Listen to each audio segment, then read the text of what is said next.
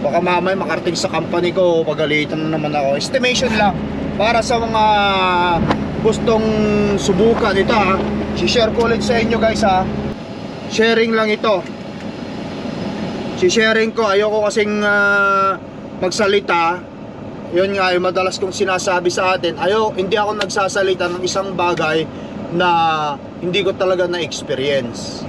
Ayun, ang pinagkaiba ng revenue at saka per miles, bukod sa akin kasi na-experience ko naman itong dalawang ito, nag-revenue na ako, which is revenue na ako ngayon, at nag-per miles din ako, alam nyo naman yan, no? Sa ibang company ko at saka dito. Ngayon, kung alin ang ba ang mas maganda, kung tatanungin nyo ako, para sa akin ito guys ha, para sa akin, alin ba ang mas maganda? Per miles ba o revenue? Para sa akin, ang isasagot ko sa inyo is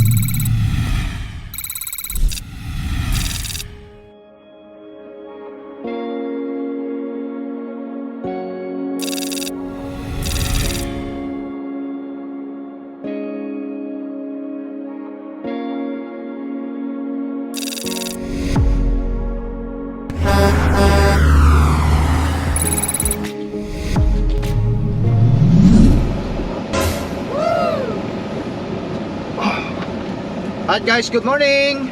Ayan. Once again, it's Lakay here. At ang current location natin dito tayo sa Troy, Missouri. Kahapon, i-deliver natin yung unang deliver natin, no? Sa St. Louis, Missouri. Nag-travel ako kahapon mula rito. Mga 45 minutes lang drive. Ngayon ang reload natin. At ang reload natin yun ay pupunta sa sa Alberta. So bali mula dito hanggang Alberta, Canada, i-google ko kung ilang miles yon, tatakbuhin natin. So from my location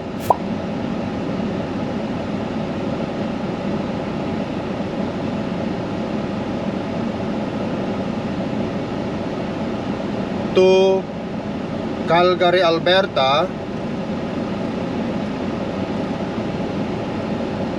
ayan guys, bali pumapalo siya ng 1,695 miles ang tatakbohin natin.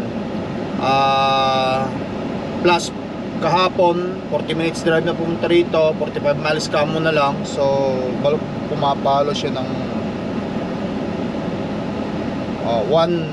1735 miles, 1,735 miles. So itong 1,695 miles na tatakbohin ko, mga 3 araw ko itong babanatan. So 7 ngayon, January 7, magdadrive ako ngayon 8, 9. Ang delivery nito is sa asa na ba yung load information na binigay sa akin ng aking dispatch?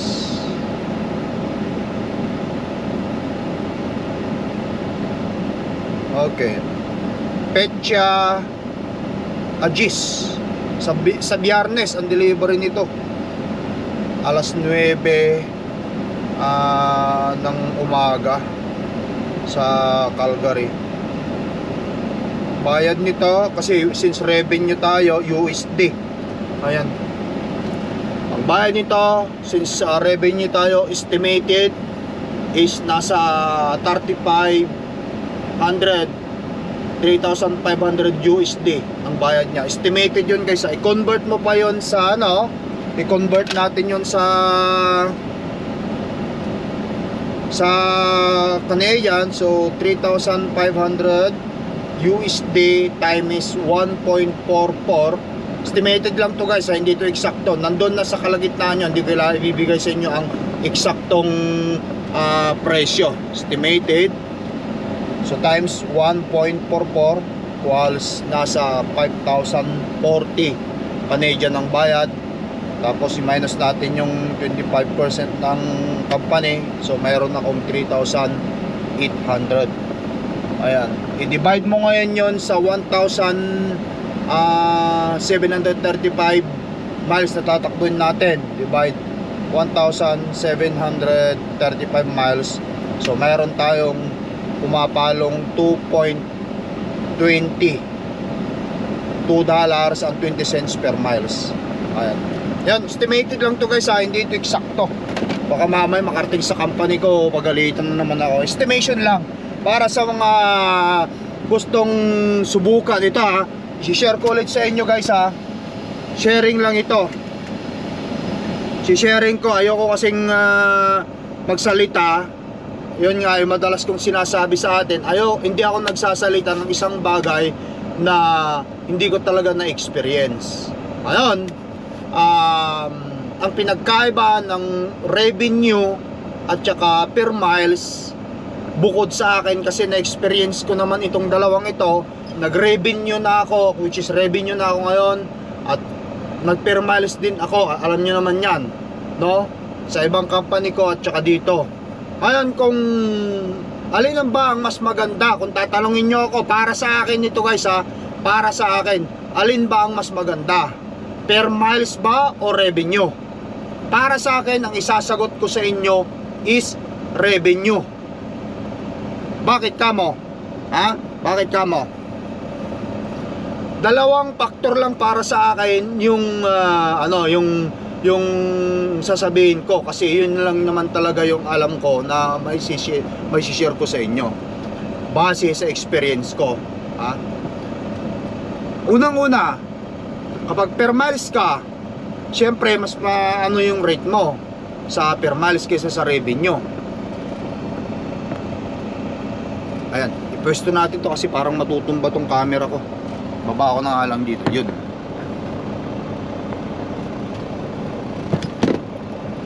Kapag ka revenue ka guys, hindi mo kailangan, para sa akin ha, para sa akin kasi na-experience ko to. Kumbaga, ngayon tumatakbo lang ako ng mga 4,000 miles kada quincenas o 15 days, kasi every 15 days ang biyahe namin ha. 4,000 miles lang, so sabihin natin 8,000 to 9,000 miles lang yung tinatakbo ko dito sa revenue.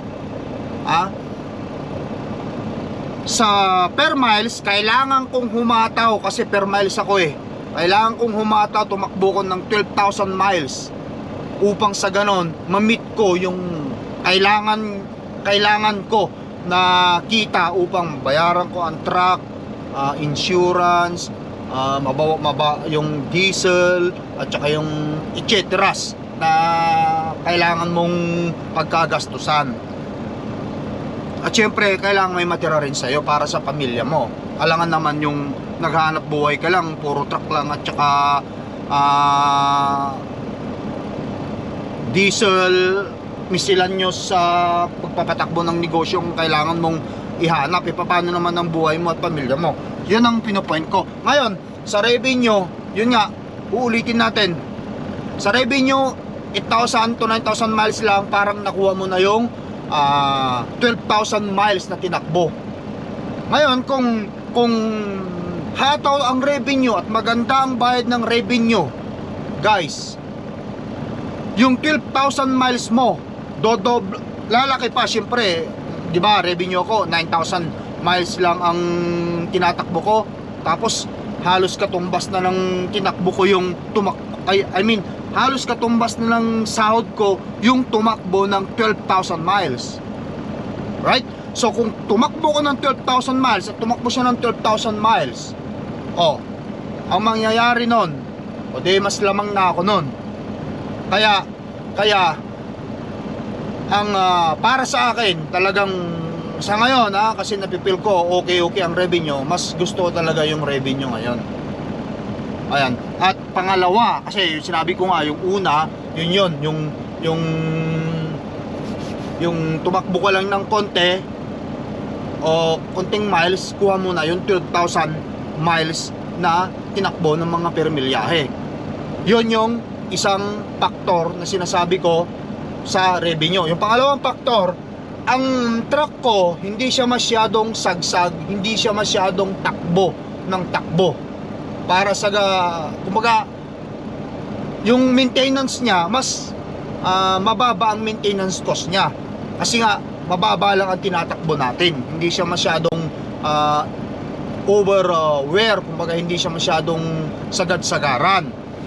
Ayan, kaya ngayon kahit na ganito lang yung takbo ko, minsan sa bahay ako, nakikita nyo naman kaya ko pang magbakasyon ng mga 10 araw kasi kumbaga sa nakakapagtabi ako ng extra para sa mga ganong bagay, lalo na sa occasion, lalo na sa Christmas, yung mga ganyong mga gathering na family na hindi ko kailangan talagang sagsagin ang sarili ko at saka yung truck sa pagmamaneho. Yon yung pangalawa, kumbaga hindi masyadong magkakaroon ng maraming mileage ang truck mo at saka mas mababa ang iyong cost of maintenance sa per miles. I mean sa revenue kasi kunti nga lang ang tinatakbo natin.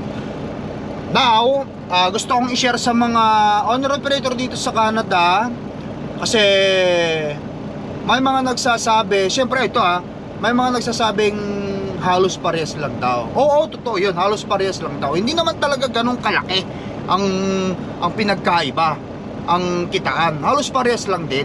Kaso nga lang, ang pinagkaiba lang talaga yung pinapaliwanag ko sa inyo, na naipaliwanag ko na sa inyo. Ngayon, yung mga owner operator na gustong subukan ng pagpirmilyahe, or I mean, yung mga owner operator na nasa per miles at gustong subukan ang pag revenue, try nyo guys, try nyo upang sa ganon na-experience nyo at malaman nyo. Ayan, ganon lang naman yun, simple.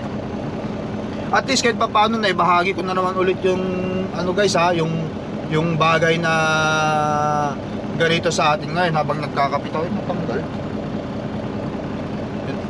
Habang nagkakape tayo ngayon kasi papunta na ako sa pipikapang ko. Dito ako sa may Walmart, dito ako nagpark kagahapon. Kita nyo, meron din akong katabing truck dyan. And then sa kabila, dito rin sa kabila. Ayan, Walmart yan.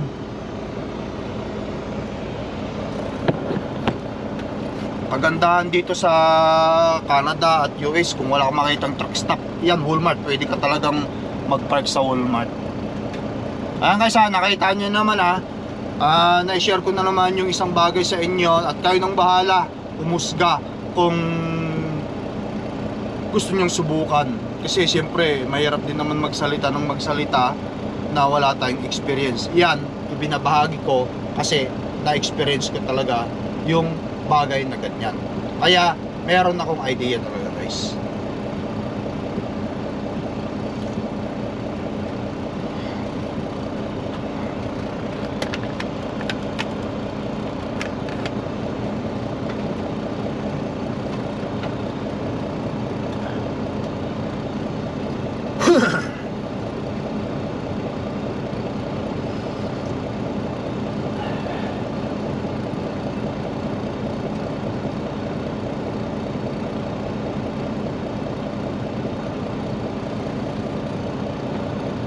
Alright guys, ayan, baba muna ako, tignan ko muna sa loob ng trailer ko, lilinisin ko kung kailangan ko linisin, tapos punta na tayo dun sa malapit lang dito, mga 2 kilometro na lang dito yun.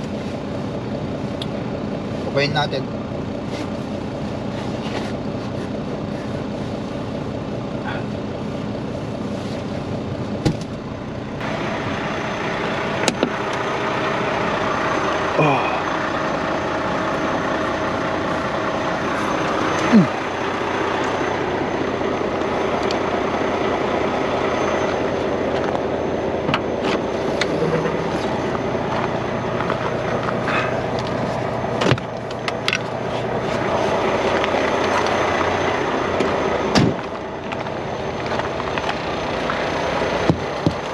Daming snow. Magpapahugas na lang tayo sa pagka makarating tayo sa lugar na wala ng snow, papahugas ako. Yun tanyo.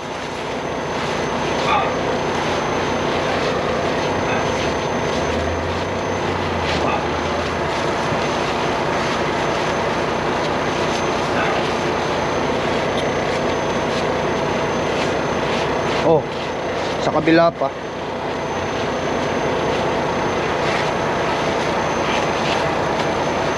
Ah.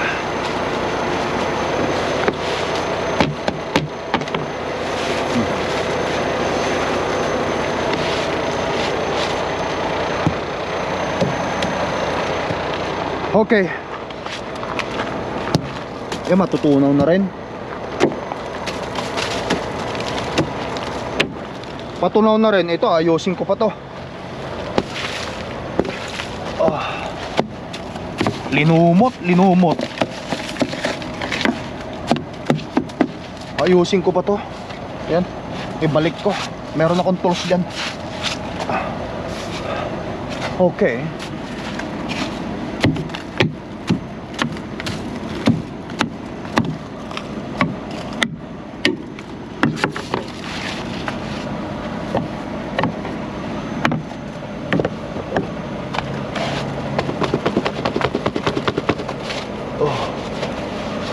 Linisin natin to kasi hindi nila makita ang ating baka mamaya tikitan pa tayo, hindi tayo naglilinis nito. Minsan nangyayari yun, tinitikitan tayo kapag hindi malinis yung ating license plate, hindi makita ng pulis. I-pull over ka pa dahil lamang dyan. Linumot guys, linumot ng snow.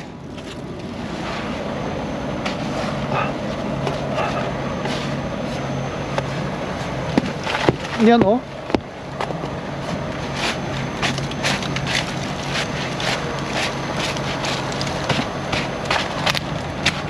Oh siya.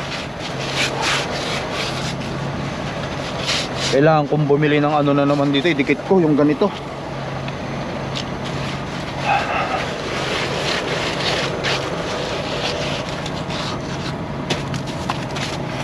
Okay, this malinis.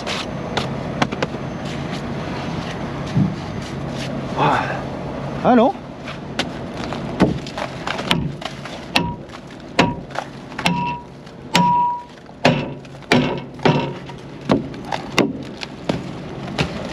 Kailangan natin tanggalin yan kasi kapag yan tumigas tapos nalaglag, masagasaan ng ibang mga driver o truck, alis na siya.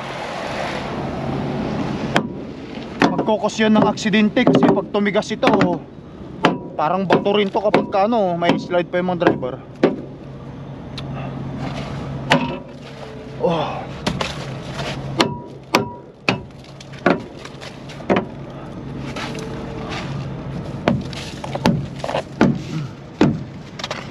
Alright.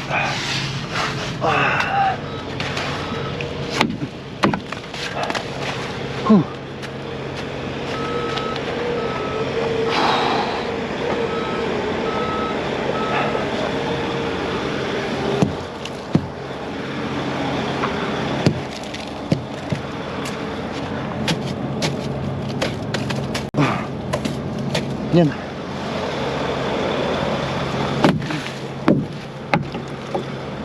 Yan.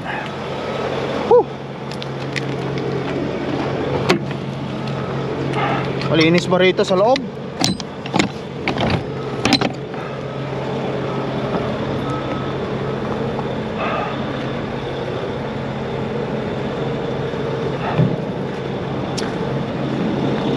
Kailangan ko yatang ulisin.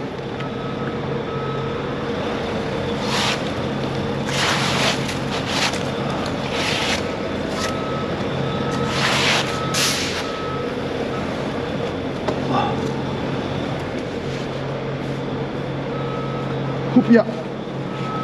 Madulas. Marumi, pero hindi naman kailangan yung yung truck load natin eh.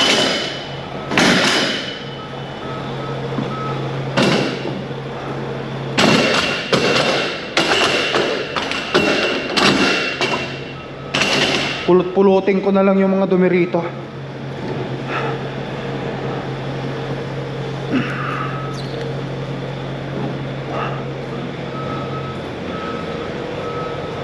Bakas lang yan, bakas.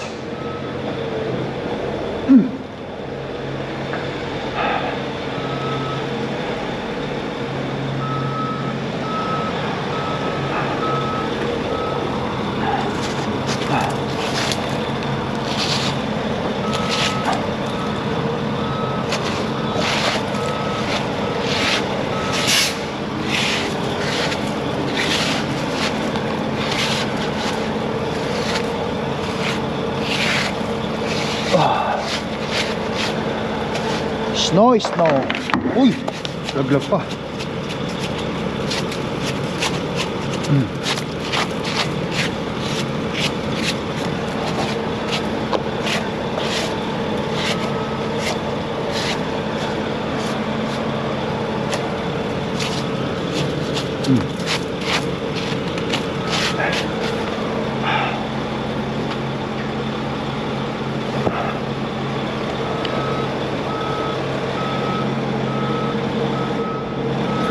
Okay, let's go guys.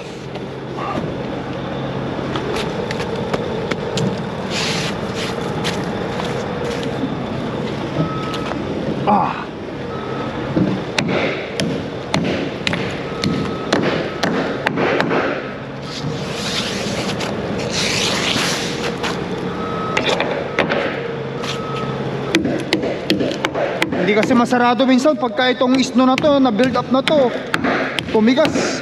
Kasi dito hindi magsasarado eh. Yung dito niya.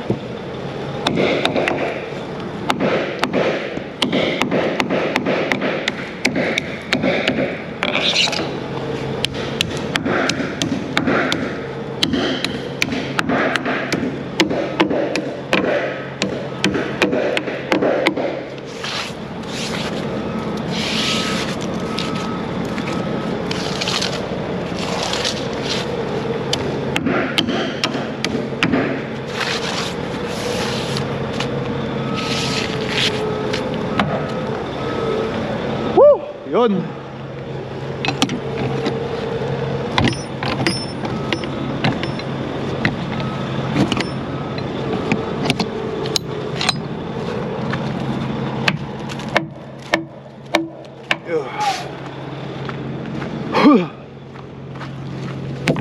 All right.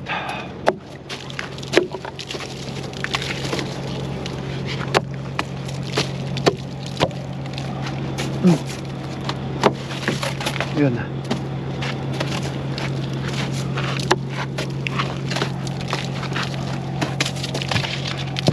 Ito.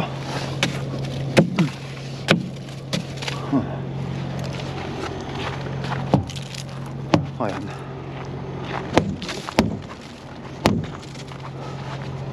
Huwag mo masyadong hapasin kasi baka mabutas. Pagbayarin pa tayo rito ng company.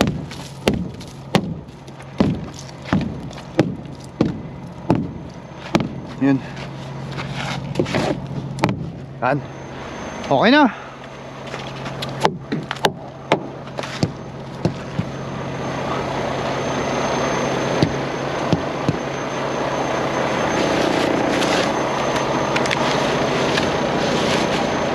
Ayun oh. Tumigas na.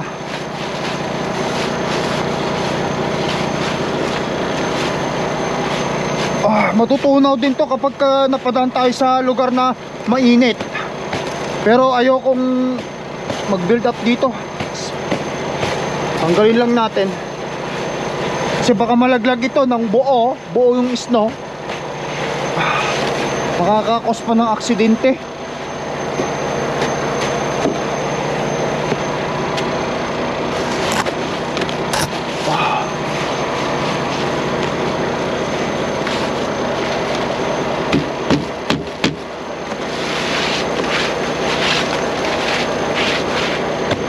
Yun.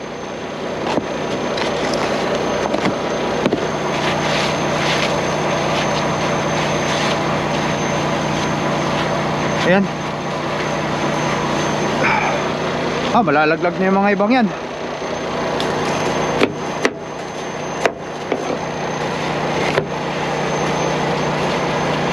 Oh, yun. Linumot. Ano? Alright.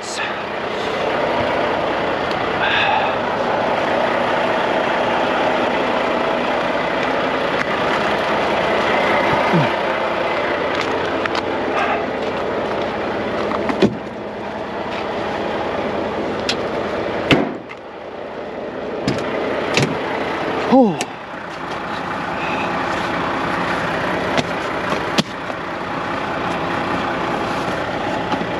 Matutuyo yan mamaya kasi yung heater ko nan. Okay guys, let's go. Muna tayo sa ating pick up location. Alas 12 pa naman yon. Ang oras pa lang dito is alas 8 pa lang naman. Mag-aalas 9. May time pa tayo. Anong nangyari dito? Ilaw ko nakubat. Natanggal pala yung plug nya. Ayan. Let's go.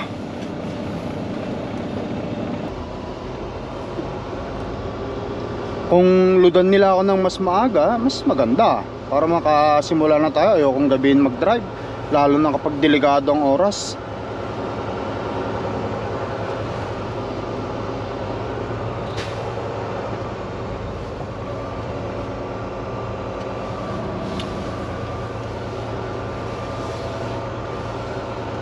Okay, saan bang daanan na ito? Ayan yung Walmart, dito tayo nag-park. Walmart. Pumunta ako dyan nung kagahapon. Namili rin ng konti pandagdag. Okay, yun na. Mayroon pala siyang Bluetooth, no? Pagka na-frozen yung kanyang ano, bibili nga pala ako nun. Na-frozen yung kanyang ano, pinapainitan niya para matunaw yung ano. Oh. Teka, baka sasabit ako. Ah, hindi. Okay.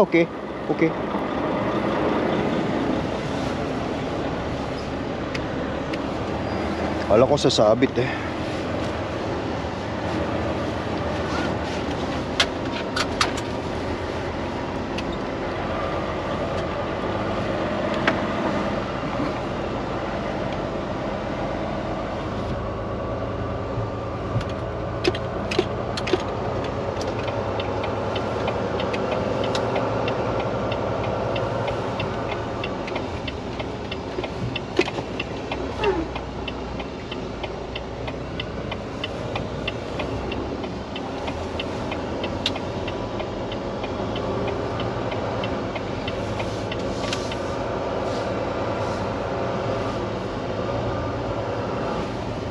Alright.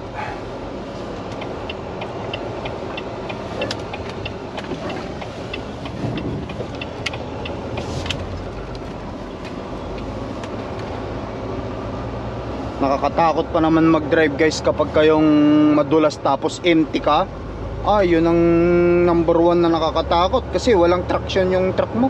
Madali ka lang ma-jackknife.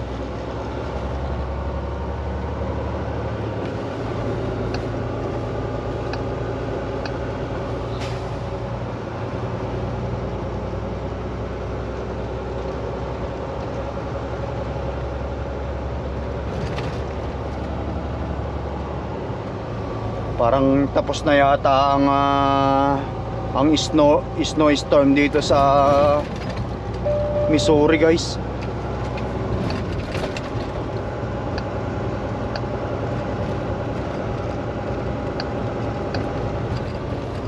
In 1.5 miles, turn left on County Road 753. Pulis, saktong pulis oh. Pulis po. Mr. Officer. Masisipag pa naman ng mga pulis dito sa Amerika, ganun din sa US. Tunitulungan nila yung mga taong nabalahaw. Talaga yung mga driver na kotse, balahaw ka dyan, tutulungan ka nilang magpala.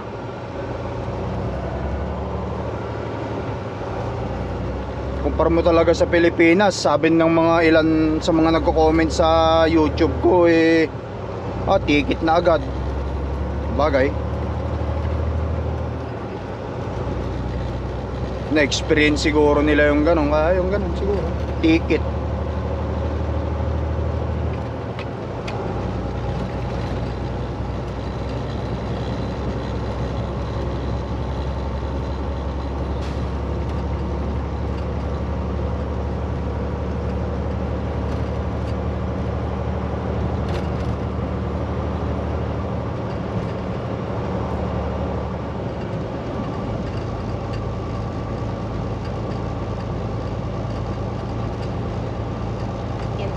Of a mile, turn left on County Road 753.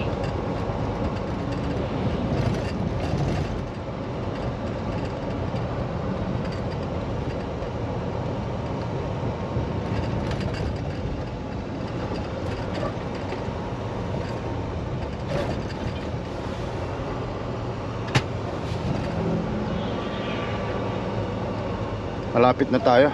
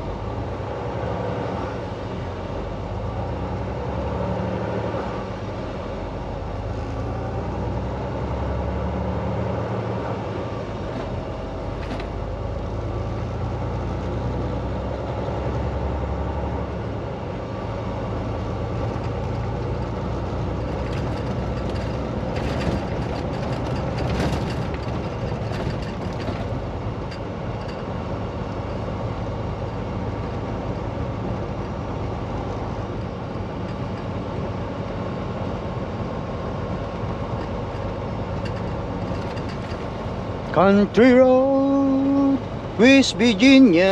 Sabi nga eh, country road na to eh. Mga ganito eh. Come to mama, take me home to the place I Left belong. on County Road 753. West Virginia, mama, take me home to the place I belong. Napakanta-kanta rin tayo guys, para sa ganun malaman nila na kaya rin naman nating kumanta. Alright. In 1/4 mile, turn left on Wind Industrial Court. Puro snow, tas ng snow rito. Kung sa tubig sana siguro to guys, pinasok na yung mga bahay dito. Paswerte lang kasi hindi tubig yan.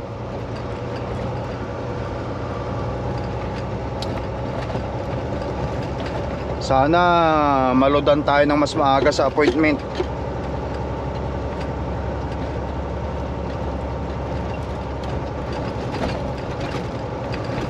Turn left on Wind Industrial Court.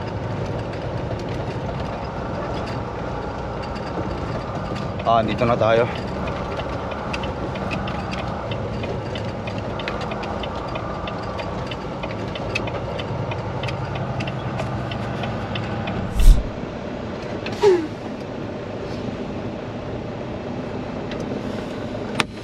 Alright guys, dito muna tayo. Mag-park muna ako dito sa gilid. Di na ako magbibideo, you know the drill.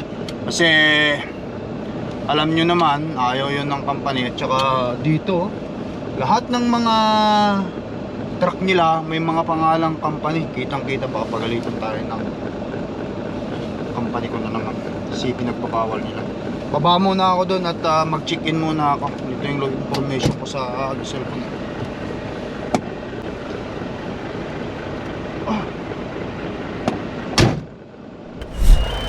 Okay, so ang setup daw is -5.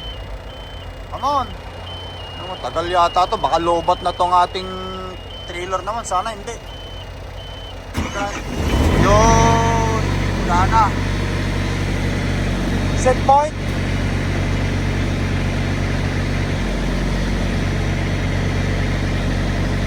-5.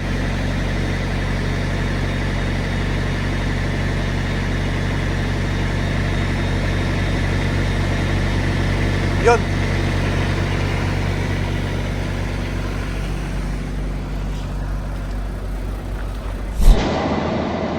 Alright guys, door 44 daw tayo. Puno yung kanilang mga ano rito ah. Lahat ng ano nila, pangalan ng company nila oh. Ayaw kong videoan ng facilities, magkita pagagalitan ng ay. Tapos i-adjust natin yung tandem, which is yun yung require nila.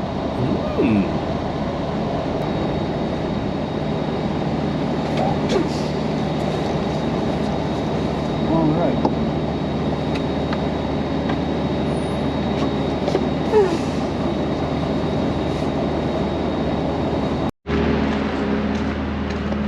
Slide natin ang tandem. Oops. Angat natin to. Oh, yun. lahat. Itong tandem natin all the way to the back.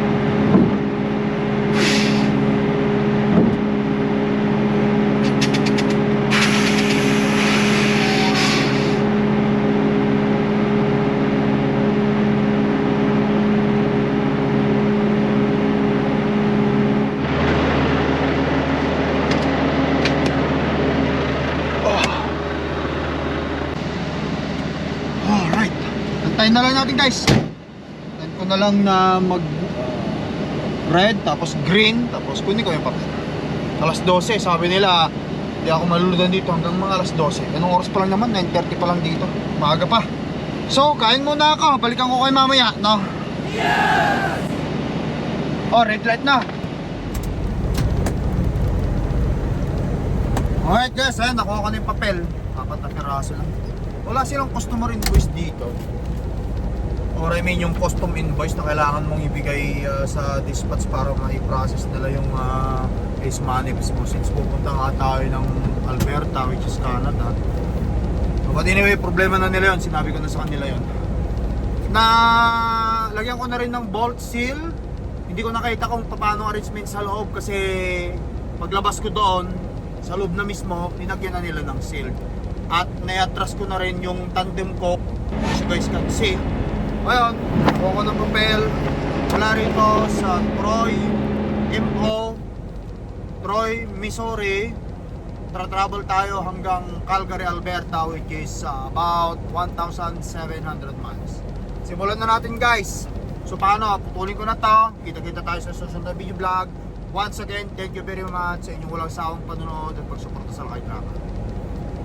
Until next time guys, peace up, bye for now. Yes!